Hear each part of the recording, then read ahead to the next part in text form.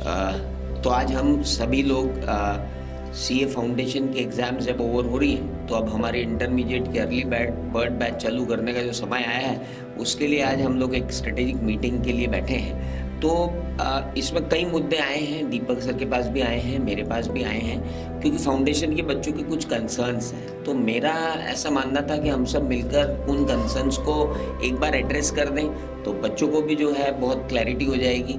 तो एक स्टार्ट करते हैं। तरुण सर, हमने करीब 1.5-2 साल पहले ये बैच का कंसेप्ट लाए थे, अर्ली बर्ड बैच का कंसेप्ट हमने डिज़ाइन किया था। तो इसकी जो बैचेस के फ़ायदे जो थे उनमें कुछ बच्चों के फीडबैक आपके पास थे, कुछ बच्चों ने अच्छा परफॉर्म किया।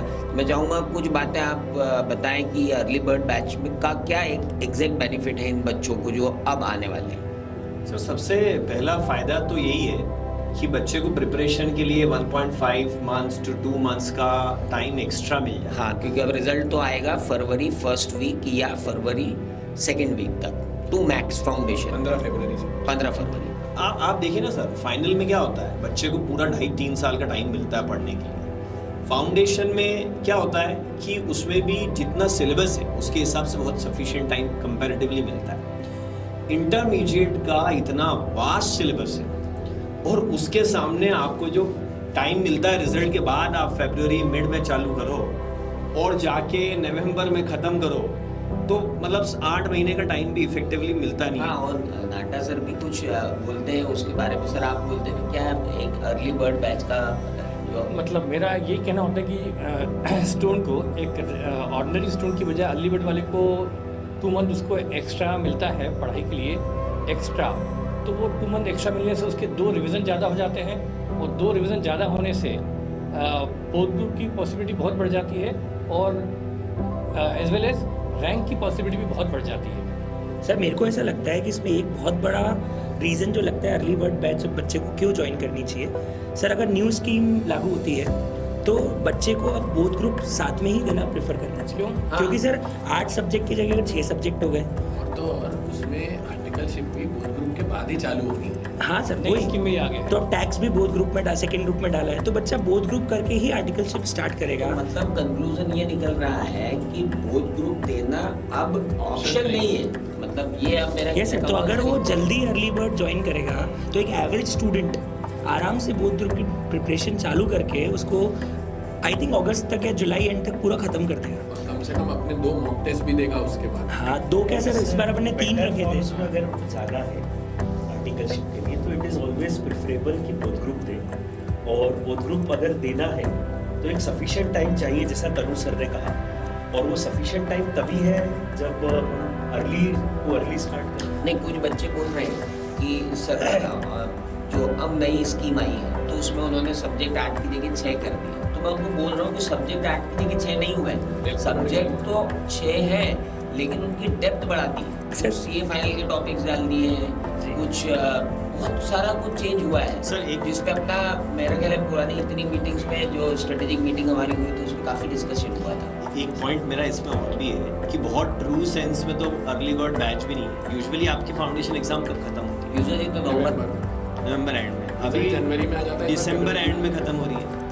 मतलब 1 महीना तो कोविड का जो डिले चल रहा है, जो 12 CBSE लेट हुआ, तो ये एग्ज़ाम 1 महीना लेट हुई है, तो ये तो वैसे ही 1 महीना लेट चल रहे हैं। तो बहुत ज़्यादा अगर ये और रिजल्ट के बाद चालू करेंगे तो अर्ली बर्ड नहीं, वो तो मतलब ये सही टाइम पे एग्जाम होती तो ये ऑर्डिनरी बैच का टाइम, ये ऑर्डिनरी बैच का हाँ, ये ऑर्डिनरी सर, बैच। पर अब कब चालू कर रहे हैं? बच्चे पूछ रहे थे कि एग्जाम खत्म हुई है और उसके एकदम से कब। तो सर, मेरे को भी बच्चे बोल रहे थे कि 26-25 क्या चालू करो ऐसे क्रिसमस पे, थोड़ा लेट करो जनवरी फर्स्ट वीक में। मेरा ये कहना है कि तुम हमेशा यंगस्टर की सोचते हो, लेकिन हमेशा हमें रिजल्ट की सोचना पड़ती है एकेडमी को। इसलिए हम कोशिश करेंगे as early as possible start करें। सर, अब क्रिसमस नहीं सर, थोड़ा सा तो लेट करो सर। ठीक है, 26 की जगह 28 कर देते हो, और क्या कर सकते हैं? सर, क्या heavy discount है? 2 दिन सर बहुत बढ़ा दिया आपने। ये मत बोलना कि फर्स्ट को करो, फर्स्ट की छुट्टी मांगोगे। ठीक है सर, तो 28 फाइनल कर सकते हैं। फिर अर्ली मतलब अर्ली होना चाहिए। और सर एक और चीज़, जैसे आपने इंडियन वर्ड बोला तो मेरे को नाटा सर की तरफ शक्ल देख रहा था मैं। नाटा सर एकदम चेहरे पे स्माइल थी, क्योंकि जब भी लॉजिक की बात आती है तो नाटा सर हमेशा किसी को भी बीट कर सकते हैं। हम चारों उनके लॉजिक से हाँ। लटके हुए लोग हैं। तो आप क्वालिटी जीतेगी, अब कंटेंट के साथ साथ क्वालिटी भी चाहिए। तो अब सिर्फ ऐसा नहीं कि मॉड्यूल रटवा दिया और काम हो गया। अब अभी तो मॉड्यूल बने भी नहीं। हाँ, मॉड्यूल बने भी नहीं है, पर अब सिर्फ मॉड्यूल रटने से या प्रैक्टिकल क्वेश्चन रटने से काम नहीं चलेगा, क्योंकि जब डेप्थ क्वेश्चंस आएंगे तो नाटा सर तो सबको बीट करने वाले हैं। पार्टी मिलेगी। अच्छा सर, एक चीज़ और, कुछ बच्चे जैसे एग्जाम देने के बाद श्योर नहीं होते बिकॉज CA एग्जाम है कि मेरा होगा नहीं होगा, तो वो ज्वाइन कर ले, फिर उसके मन में डाउट रहता है बच्चे कि मैं ज्वाइन कर लूँ और क्लियर नहीं हुआ तो क्या करेंगे सर? हमारी जो पहली अर्ली बर्ड है वहीं से पॉलिसी है कि हम यदि student by the way fail होता है अनलकीली, तो उसका हम 100% फीस उसको रिफंड करते हैं। उनके बिना किसी शर्त के, सिर्फ रिजल्ट देख के सिर्फ वापस उसका मार्कशीट चाहिए फेल की, और उसको हम जो फीस लेते हैं 8000 रुपीज़ जो भी है वो हम एज इट इज़ 100% रिफंड करते हैं विदाउट एनी डिडक्शन। और ये जो 8000 फी है वो ओवरऑल फी का ही पार्ट है अगर वो कि आगे बढ़ता है उससे। उसके 8000 रुपीज़ हम फ्यूचर फीस में एडजस्ट कर देते हैं यदि पास होते हैं। बहुत बढ़िया। इस बार तक सर मैं आपको एक बात बताऊँ, CA फाउंडेशन के बच्चों ने जबरदस्त मेहनत की पूरे देश में। 12th की एग्ज़ाम उनकी ख़त्म हुई, उन्होंने CA फाउंडेशन में ज़बरदस्त मेहनत की है, सारे मॉक टेस्ट दिए हैं, इंस्टीट्यूट के मॉक टेस्ट सारे दिए हैं, मतलब ज़बरदस्त मेहनत है। And I am sure Deepak sir आप भी सहमत होंगे इस बात से कि ये जो से बच्चे सारे आ रहे हैं इस बार जो बच्चे आ रहे हैं ये ऐतिहासिक रिजल्ट होगा भारत के इतिहास में, क्योंकि कोविड के बाद बच्चे पहली बार फ्री होकर अपने पूरे दिमाग के एग्जाम और फेस टू फेस और फेस टू फेस पढ़े। तो सर मतलब अर्ली बर्ड का इससे अच्छा कुछ हो ही नहीं सकता है कि जो बच्चा फाउंडेशन में इतना अच्छा पढ़ा है तो उसके तो पास होने की प्रोबेबिलिटी तो बहुत ही ज़्यादा है, और आपके जो पढ़ाए हुए बच्चे हैं आप लोगों के, वो तो मुझे 100% एश्योरेंस लगता है कि वो बच्चे सारे के सारे पास होंगे, और वो सारे बच्चों के लिए तो फिर ये अर्ली सब पूरा हिंदुस्तान यही है। दूसरी बात ये है कि बच्चों की मेंटेलिटी हमने पहले भी तैयार कर दी। हमने क्लास में बोलकर ये बिल्कुल तैयार रखा था कि ये फाउंडेशन एक सिर्फ पॉज मिलेगा आपको 6-7 दिन का, क्योंकि आपका एंड आपका गोल CA फाउंडेशन पास करना कभी था ही नहीं है। तो सारे बच्चे जानते हैं, उनको पहले दिन से बोला एंट्री लेवल है। ये तो एंट्री लेवल है। आपका पहला सेट जो शॉर्ट टर्म गोल हमने रखा था वो रखा ही ये था कि आपको जो है जनवरी 24 में you will be in CA final. ये उनका हमने शुरू से गोल बना के रखा है। सर, मुझे बस- मिशन जनवरी 24 का एक वो है। सर आपने यहाँ के बच्चों को तो अच्छे से इन्फॉर्म कर दिया, बाहर वाले बच्चों का मुझे डर है कि कहीं ऐसा नहीं हो जाए कि वो वेकेशंस में खो जाए। नहीं, तो बच्चों मतलब हम तो ये चाहेंगे, देखो बेटा अर्ली बर्ड बैच है, मैंने आपको कहा 7-8 दिन काफी है। 7-8 दिन काफी है ब्रेक लेने के लिए। उसके वैसे बाद भी। मैं बोल रहा हूँ आप एग्जाम दो इंटरमीडिएट की, उसके बाद आप फ्री हो रिजल्ट वैसे भी आप फाउंडेशन एग्जाम देने के बाद आपको ऐसा हम पूरे 8 घंटे 10 घंटे थोड़ा पढ़ाएंगे।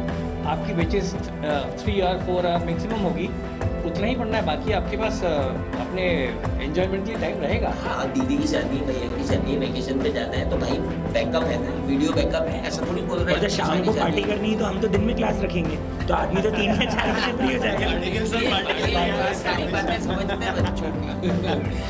सर ये मतलब ये जो बच्चे के पास 3-4 घंटे अपन पढ़ाएंगे, आप सही बोल रहे हो, उसके बाद में उसके पास काफ़ी सारा फ्री टाइम रहेगा।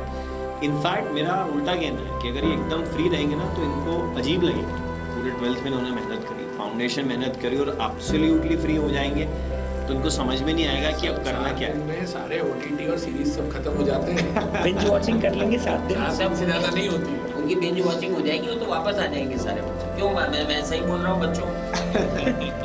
और सर आशीष सर, जी सर। फाइनली आपका क्या कहना है? सर फाइनली मुझे लगता है कि to save the time overall हमको अर्ली बर्ड बैच ज्वाइन करनी चाहिए एज अ स्टूडेंट, एंड उसका ओवरऑल बहुत सारे बेनिफिट्स हैं। समय हमारा यूटिलाइज हो जाता है ये, प्लस उसके अलावा एग्ज़ाम की प्री तैयारी हो जाती है, रिविजन्स हो जाते हैं, एंड ओवरऑल बेसिस पे मुझे एक अच्छा मतलब आपके पास खोने के लिए कुछ नहीं है। होने के लिए कुछ आप फेल होते हो बाई दी वे तो आपको आपकी फीस रिफंड मिलेगी, और Yes. जो नॉलेज आप लेके जाओगे वो तो नॉलेज लेके आप वो आपको फ्यूचर में काम आएगा ही सही। सर इस बार अपनी अगली बार बैच आप लास्ट में जब हम लोगों ने खत्म की तो मेरा ख्याल है हम लोग 1.5 महीना जो हमने शेड्यूल बनाया था उससे 1.5 महीने पहले जो हमको खत्म करना था बिल्कुल हम उस पर खत्म कर पाए। ये एक एडवांटेज रहा। सॉरी टू इंटरप्ट बट अपना ये सेवरल अटेम्प्ट से हम अर्ली बर्ड चला रहे हैं, तो जो पुरानी वाली अर्ली बर्ड्स हैं मैंने उनके रिजल्ट भी एनालाइज करे जब रिजल्ट आए तो, और मैंने देखा कि हमारे मोस्टली जो टॉपर्स हैं, मेजॉरिटी टॉपर्स जो हैं वो अर्ली बर्ड बैच से हैं। जो बच्चे कंफर्टेबली बोथ ग्रुप पास हुए वो मेजॉरिटी अर्ली बर्ड बैच में से जो आते हैं। AR राठौर जिसको 100 आउट ऑफ 100 है कॉस्टिंग में, वो भी दीपक जैन जो है अपना AIR 43 ऐसे काफ़ी स्टूडेंट हैं, कई बहुत सारे topic। मतलब उसकी काउंटिंग नहीं अपने पास। और आप अपने कभी यदि आपके टच में हो सीनियर तो आपसे पूछ सकते हो उनसे कि उनको बोथ ग्रुप के एडवांटेज क्या रहे, ये अर्ली बर्ड के क्या एडवांटेज रहे बोथ ग्रुप। तो सर फाइनली अपन यही रखें, डेट क्या रखें sir? 20 final conclusion 28th of December 2022 2022 November 23 exams. for November 23 exam 28th of December 2022 हम आपसे मिलने वाले हैं फेस टू फेस लाइव सब तरह के मोड में। एक छोटी सी चीज,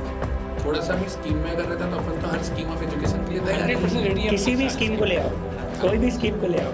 सर नाटा सर मुझे तो याद भी नहीं है आप कितने साल से पढ़ा रहे हैं। 30 इयर्स सर, कितने सर? पांच syllabus change more than होते हैं। 30 मोर देन 30 इयर्स सर ने अपने सामने 5 बार सिलेबस चेंज होते हुए देखे हैं। कोई भी सिलेबस हो उसके लिए हम सब लोग 100% हमेशा रेडी होते हैं। हमारे पास इतना वास्ट, सबके पास में एक्सपीरियंस है और इतनी सारी चीज़ें पढ़ाई हुई है। सर जब लास्ट सिलेबस चेंज हुआ था ना 2018 में, तो AIR 1 आई थी अब। हाँ, फर्स्ट साक्षी हिरन she was साक्षी है। साक्षी है yes। हो सकता है कि इस बार भी नए सिलेबस में AIR बनाएंगे। हमें ऐसे स्टूडेंट मिल जाएं कि वो भी इंडिया टॉप करें और हमें फर्स्ट रैंक सेकंड रैंक दें। तो जब आप फाउंडेशन में आए थे तब मैंने आपको एक सपना दिया था, वो जल्दी ही आपका पूरा होने वाला है। जब आप फाउंडेशन में आए थे तब मैंने कहा था फरवरी 23 में हम इंटर में होंगे। अब आज मैं फिर आपको एक सपना दे रहा हूँ, जनवरी 24 में हम फाइनल में होंगे। बस इतना सा है। Thank you. All right. Thank you all of you, thank you All the guys। best.